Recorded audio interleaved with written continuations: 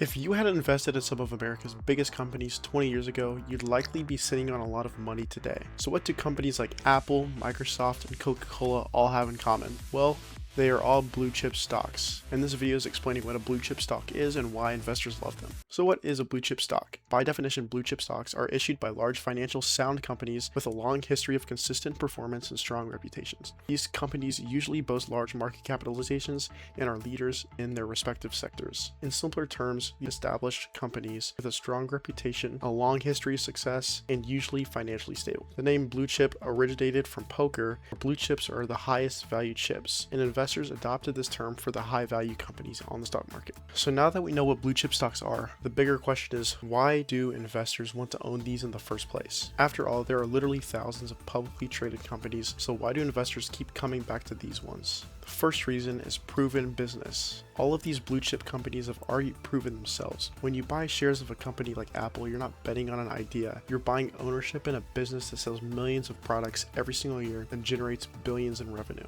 Investors don't have to guess whether these businesses work. They already do. Reason 2, stability. Blue chip stocks can still go down or up, but they're generally less risky than small, unproven companies. Imagine this. You have to choose between lending money to a brand new local restaurant or a company like Coca-Cola. Most people would probably feel more confident in a larger company because it has a longer track record of success. Well, investors think the same way. Another reason investors like blue chip stocks is that many of them pay dividends. A dividend is money a company distributes to shareholders. So if you own shares in certain blue chip companies, you may receive regular payments simply for owning the stock. Some retired investors use these dividends as income, but many of them reinvest the dividends to buy more shares and potentially grow their investments faster. But here's the catch. Just because blue chip stocks have many benefits in the market doesn't mean that you have guaranteed success. The first downside is they can still lose money. One of the biggest misconceptions beginners have is thinking that a great company automatically means a great investment. Even some of the strongest companies and biggest companies in the world have had periods where their stock prices fall 20%, 30%, or even more than that. A good example of this is Amazon, who grew extremely fast during COVID-19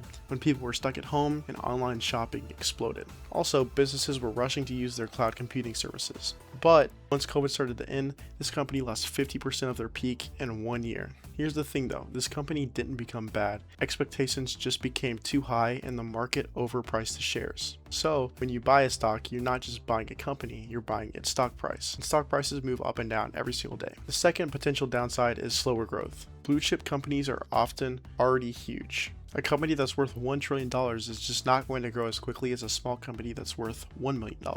Percentage-wise, it just makes the most sense that the $1 million company can't grow faster. Because of this, many investors are buying blue chip stocks for stability, not because they're expecting to get rich overnight. And potential downside number 3, famous doesn't mean cheap. Sometimes investors get so excited about a company that they push the stock price too high. Imagine a used car worth $10,000. It's a great car and it would be great for use, but if someone tries to sell it to you for $50,000, it's suddenly a terrible deal for you.